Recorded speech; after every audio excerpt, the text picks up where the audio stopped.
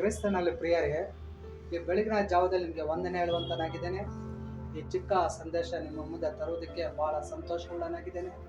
ಈ ಸಂದೇಶ ಕೇಳುವಂತ ನಿಮ್ಮನ್ನು ನಿಮ್ಮ ಕುಟುಂಬಗಳನ್ನು ದೇವರು ಹೆಚ್ಚಾಗಿ ಆಶೀರ್ವದಿಸಲಿ.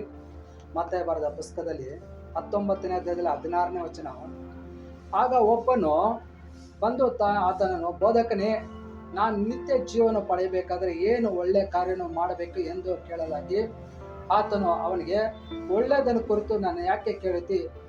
ಒಳ್ಳೆಯವನು ಒಬ್ಬನೇ.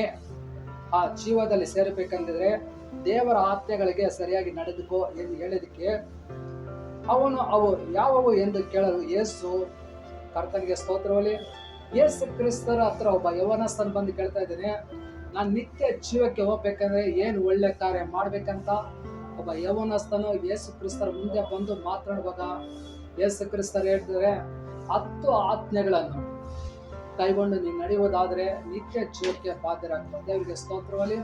ಹಾಗಾದ್ರೆ 10 ಆಜ್ಞೆಗಳನ್ನು ಕುರಿತು ಯೇಸು ಕ್ರಿಸ್ತರು ಒಂದೊಂದೇ ಕುರಿತು ಆ ವಚನದಲ್ಲಿ ಹೇಳುವಾಗ ಅವ್ರು ಯವನ ಹೇಳ್ತಾನೆ, ನಾನು ಬಾಲ್ಯದಿಂದಲೂ ಇದೆಲ್ಲ ಅನುಸರಿಸಿ ಬಂದಿದ್ದೇನೆ.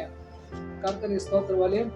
ಅದರಲ್ಲಿ 20ನೇ ವಚನ ಇದೆ, ಆ ಯೌವನಸ್ಥನು ಆತನು ಇವೆಲ್ಲಕ್ಕೂ ಸರಿಯಾಗಿ ನಡೆದುಕೊಂಡು ಇನ್ನೇನು ಕಡಿಮೆ ಆಗಿರಬಹುದು ಎಂದು ಕೇಳಲು, ಯೇಸು ಅವನಿಗೆ, ನೀನು ಸಂಪೂರ್ಣವಾಗಿ ಬೇಕೆಂದಿದ್ರೆ ಹೋಗಿ ನಿನ್ನ ಆಸ್ತಿಯನ್ನು ಮಾರಿ ಬಡವರಿಗೆ ಕೊಡು, ಪರಲೋಕದಲ್ಲಿ ನಿನಗೆ ಬಹಳ ಸಂಪತ್ತು ಇರುವುದು, ನೀನು ಬಂದು ನನ್ನನ್ನು ಹಿಂಬಾಲಿಸು ಎಂದು ಹೇಳಿದನು. ದೇವರಿಗೆ ಸ್ತೋತ್ರವಲ್ಲಿ.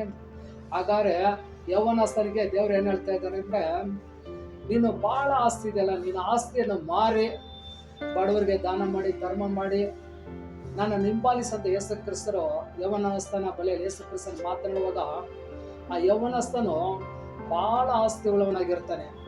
ಯೇಸು ಕ್ರಿಸ್ತನ ಮಾತನ್ನು ಕೇಳಿ ದುಃಖದಿಂದ ಯೇಸು ಕ್ರಿಸ್ತರನ್ನು ಬಿಟ್ಟು ಮತ್ತೆ ತನ್ನ ಮನೆಗೆ ವಾಪಸ್ಸುವಂತ ಆಗಿರ್ತಾನೆ.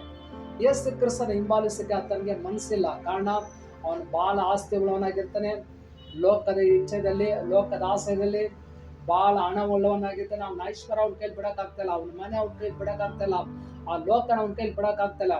ಯೇಸುವಿನ ಮಾತಿಗೆ ಅವನು ಒಪ್ಪದೆ, ಯೇಸುವಿನ ಮಾತಿಗೆ ಸಮರ್ಪಣೆ ಮಾಡದೆ, ಯೇಸುವಿನ ಮಾರ್ಗದಲ್ಲಿ ಪಡೆದೆ, ಯೇಸುವಿನ ಮಾತಿಗೆ ಅವನು ಅನುಸರಿಸಿ ನಡೆಯಕ್ಕಾಗ್ದಿರಾ ಆ ಲೋಕವನ್ನು ಬಿಡಕ್ಕಾಗಲಿಲ್ಲ, ಅವನ ಸ್ವಂತ ಆಸ್ತಿನ ಬಿಡಕ್ಕಾಗಲಿಲ್ಲ, ಸ್ವಂತ ಕಾರ್ಯನ ಅವನ ಕೈಲಿ ಬಿಡಕ್ಕಾಗೋದಿಲ್ಲ.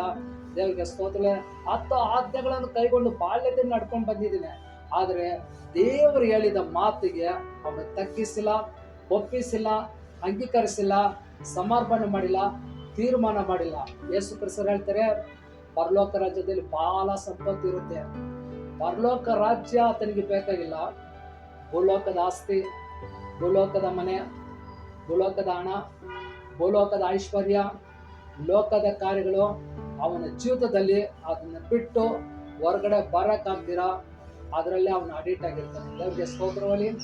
ಯೋಹನ ಬರೆದ ಸುವಾರ್ತೆಯಲ್ಲಿ 14ನೇ ಅಧ್ಯಾಯ ನೋಡಿದ್ರೆ, ನನ್ನ ತಂದೆಯ ಮನೆಯಲ್ಲಿ ಬಹಳ ಬಿಡಾರಗಳಿವೆ, ನಾನಿರುವ ಸ್ಥಳದಲ್ಲಿ ನೀವು ಇರ್ಬೇಕಂತ ವಾಕ್ಯದಲ್ಲಿದೆ. ಇನ್ನು ಮಾರ್ಕ್ 8:36ನೇ ವಚನ ಹೇಳುತ್ತೆ, ಒಬ್ಬ ಮನುಷ್ಯನು ಲೋಕವನ್ನೆಲ್ಲ ಸಂಪಾದಿಸಿದ್ರು ತನ್ನ ಆತ್ಮ ನಷ್ಟಪಡಿಸ್ಬಿಟ್ರೆ ಪ್ರಯೋಜನವೇನು? ದೇವರಿಗೆ ಸ್ತೋತ್ರವಲ್ಲಿ.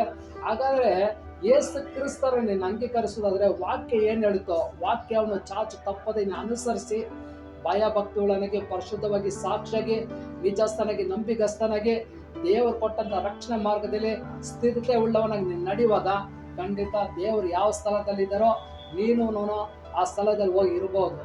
ದೇವರು ನಿಮ್ಮನ್ನು ಹೆಚ್ಚಾಗಿ ಆಶೀರ್ವದಿಸಲಿ. ಈ ಸಂದೇಶ ಕೇಳಿದಂತ ನಿಮ್ಮನ್ನು, ನಿಮ್ಮ ಕುಟುಂಬವನ್ನು ದೇವರು ಅಧಿಕವಾಗಿ ಆಶೀರ್ವದಿಸಲಿ. ನಾವೆಲ್ಲರ ಕಣ್ಣುಗಳನ್ನು ಮುಚ್ಚನ ಒಪ್ಪಿಸಿಕೊಡುವಂತರಾಗಿ, ಪರಲೋಕ ಭೂಲೋಕ ಉಂಟು ಮಾಡಿದ ಸರ್ವಶಕ್ತಿಯುಳ್ಳ ಕರ್ತನೆ, ಆಶೀರ್ವದಿಸಲ್ಪಟ್ಟಂತ ಈ ಒಳ್ಳೆಯ ಸಮಯದಲ್ಲಿ ಯೌವನಸ್ಥನಿಗೆ, ಯೇಸುವೆ, ನೀವು ಹೇಳಿದ ಮಾತು, ನಿನ್ನ ಆಸ್ತಿಯನ್ನು ಮಾರಿ ಬಡವರಿಗೆ ದಾನ ಮಾಡಿ ನನ್ನನ್ನು ಹಿಂಬಾಲಿಸು, ಪರಲೋಕ ರಾಜ್ಯದಲ್ಲಿ ಬಹಳ ಸಂಪತ್ತು ಇರುವುದಂತ ಬಿಟ್ಟು ಸ್ಪಷ್ಟವಾಗಿ ಹೇಳುವಾಗ ಆ ಯೌವನಸ್ಥನು ತನ್ನ ಆಸ್ತಿ ಮಾರೋದಕ್ಕೆ ಆತನ ಕೈಲಾಗಲಿಲ್ಲ. ದುಃಖದಿಂದ ವಾಪಸ್ ಹಿಂತಿರುಗುವಂತನಾಗಿದ್ದಾನೆ. ಯೇಸುವೆ, ನಾವು ಪ್ರತಿದಿನ ನೀನು ಮೊದಲಿಂಗನಾಗಿ ಬರುವಾಗ ಮೊದಲಿಗಿದ್ದಾಗಿ ಶುದ್ಧ ಕನ್ನಿಕೆ ಉಳ್ಳವರಾಗಿ, ಆಯುತವಾಗಿ, ಸಿದ್ಧವುಳ್ಳವರಾಗಿ, ನೀವು ಹೇಳಿದ ಮಾತಿಗೆ ಚಾಚು ತಪ್ಪದೆ ತಗ್ಗಿಸಿ ಸತ್ಯದ ಮಾರ್ಗದಲ್ಲಿ, ರಕ್ಷಣೆ ಮಾರ್ಗದಲ್ಲಿ ನಂಬಿಗಸ್ತರಾಗಿ, ಸಾಕ್ಷಿಯಾಗಿ ನಾವೆಲ್ಲರೂ ನಿಲ್ಲುವಂತೆ ಪರಿಶುದ್ಧಾತ್ಮರೇ ನೀವು ನಮಗೆ ಸಹಾಯ ಮಾಡಬೇಕೆಂದು ಪ್ರಾರ್ಥಿಸುವಂತನಾಗಿದ್ದೇನೆ.